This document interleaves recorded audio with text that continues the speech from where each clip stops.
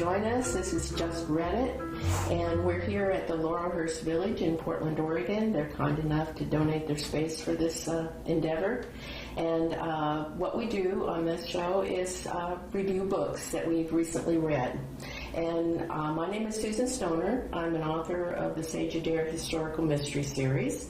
And with me is my co-host, Caroline Miller. She writes Gothic novels. I won't name them all. If you want to, Caroline, you can. But they're wonderful, and I encourage you to read those.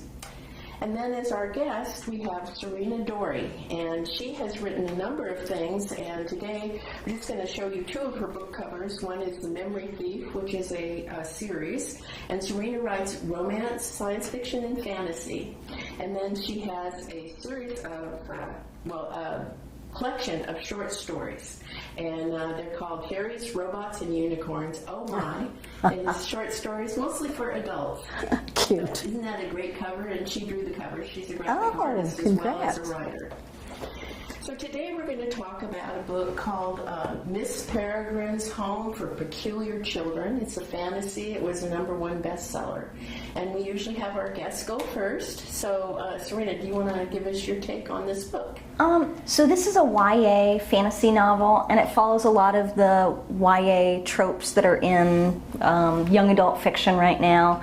The parents that are that the teenager thinks is horrible, and the protagonist that teenagers would sympathize with. And so I can see why this would be a bestseller for young adults, and the things that are in it that are working well. It's a really interesting story. I knew it was fantasy. Well, I wasn't sure when I was reading it if it was going to be fantasy or science fiction, because there's a little bit of time travel elements in it. And right away it hooked me. I was interested. There was a great mystery. I was really intrigued. Maybe the most disappointing thing at the end was that it was a series, because I thought, oh, I have to read more. And I thought, I get to read more. Yeah. And there were a lot of things I liked about it. There were little nits that I had that I think like, oh, this could have been better, that could be better, but I don't want to share them all right now, because I'm sure they'll come out as we're discussing things. Yeah. Okay, Caroline, what did you think? Well, this was Sarina's suggestion. I had not heard of it, which shows you how cliche I am, because there's a big movie coming out on it and I knew nothing about it. It is a young adult, the kind of Harry Potter thing, wouldn't you say? Some kids are in a time warp after World War II. The hero, Jacob, Jacob comes into the time warp because of a connection with his grandfather, and he's going to, I think, be the hero, but the children are peculiar. So they can fly, or they can and do strange things, and Jacob has the capacity to see the enemy, the whites, who are the servants, the ghouls of the real enemies, the shadows, who are former peculiar children who tried to become immortal. And so it becomes a battle between these innocent children who remain peculiar and the ones who sought immortality. Okay. Well, I'm not a terrific fan of fantasy, but I have to say this is probably one of my favorite books that I've read this year. And I know that you're saying it's for young adults, but actually I think an adult you don't have to be a young adult to like it. The author is an exceptionally good writer, very clear, very concise. The story moves along wonderfully.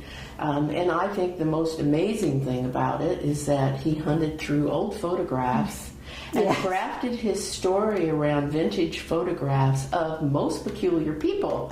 That in the early 1900s, people had discovered photography and started doing all these odd, tricky things with the photographs. And so I just can't recommend this book highly enough. I think everybody should read it. It's a wonderful read.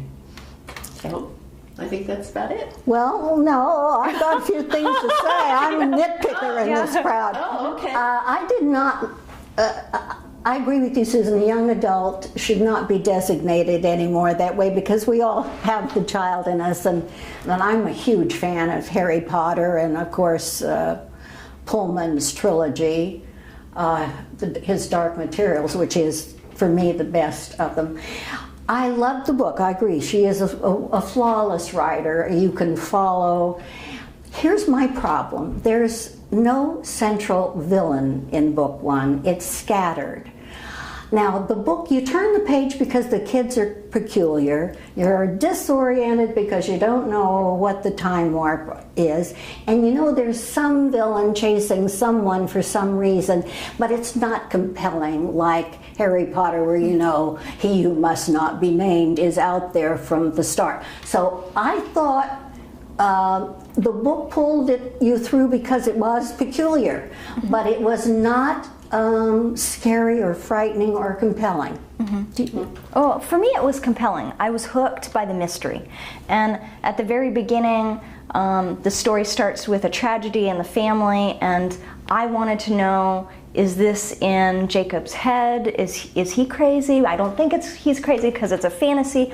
Who did this? Why did they do that? What is going on with his grandfather's past, and how, does this connect to the peculiar things that start to happen? And so for me, that was enough of a hook. And I think, it varies from book to book, but I think a lot of the time in YA, it seems like the parents are the villains. And it might start off with, the character is gaining sympathy with the teenage reader because they are experiencing things that like teenagers can connect to. And so the parents in this book are kind of neglectful, and they are unsupportive, and they think the kid's crazy. And so there's conflict there. Maybe it's not the greater villain, but there's definitely conflict that kept it interesting. And then the teenagers doing things that teenagers relate to, like sneaking out and lying to parents. And I think, okay, there's creating more conflict and like tension, and what's going to happen? And then there's this revelation that there's these hologasts who are these villains, and the whites that, we know that they're coming after Jacob and the peculiar children. And it's an interesting conflict, and it's not clear who exactly the villain is until we get to the end, and then what's revealed, this person is actually this person, and this happens. And so I think for me it was okay. But but that's my point. It's okay, Yeah. but it wasn't the drama that drives you. And you're right, there was a great deal of, you knew something was strange. It's like going into a Halloween carnival house. You kind of had that feeling, but it just didn't have that central push.